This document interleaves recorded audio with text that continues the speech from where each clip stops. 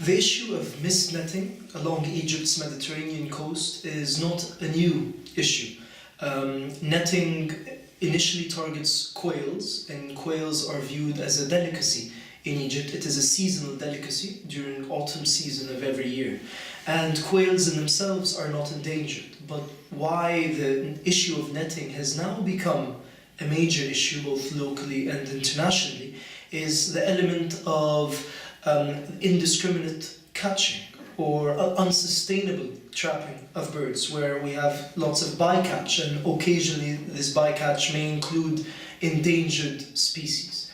And the main problem we're facing is that we don't have enough data, we don't have enough science to actually indicate the numbers. Yes, we've been hearing reports of millions, if not tens of millions, but in the end, all of these are very basic estimations. And what we're planning for in 2014, 2015 is to finally fill in the gaps.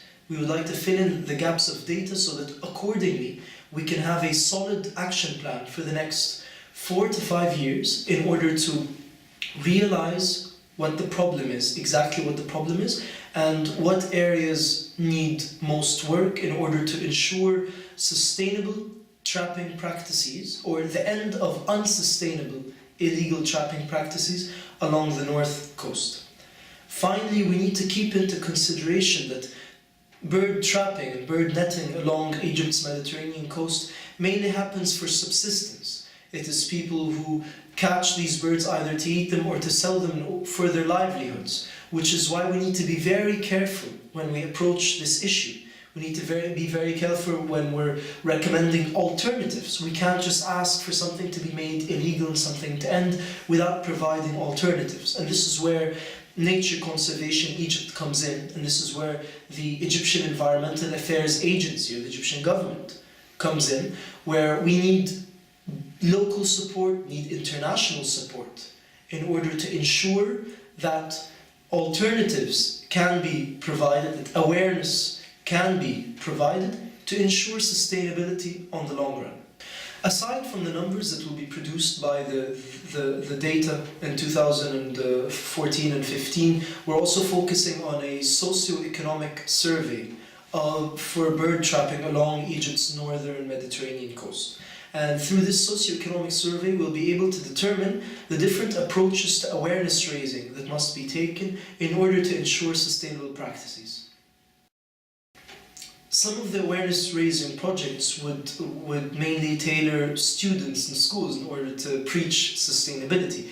Other awareness raising projects may be to raise awareness on alternatives relating to birds, such as ecotourism and bird-watching tourism, providing bird-watching tourism as an alternative.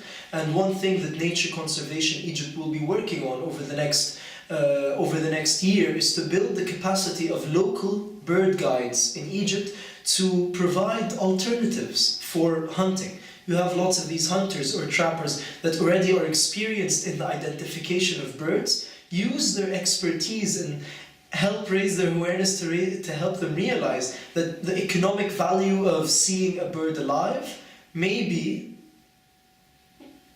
more than the economic value of seeing a bird dead. It's important to factor in the fact that Egypt has gone through and continues to go through lots of turmoil. The last 3 years have not been the most stable of years, and in turn the issue of nature conservation is not a priority at the moment within Egypt because there is a large concern over the well-being of humans, let alone birds. Our efforts at Nature Conservation Egypt at the moment is to try to present the well-being of nature as being intertwined with the well-being of human beings. And because of this, and because of the fact that nature knows no boundaries, this is why the international community has become very involved and has put the spotlight on Egypt because of the trapping practices. The most important thing right now for the international community is to be clear with regards to their approach to Egypt.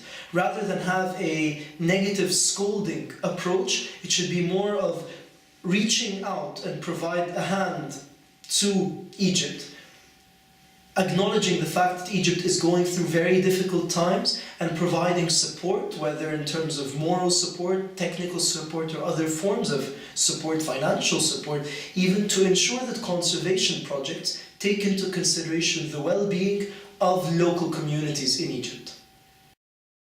Egypt is highly dependent on tourism because of not just its cultural artifacts but its natural heritage as well.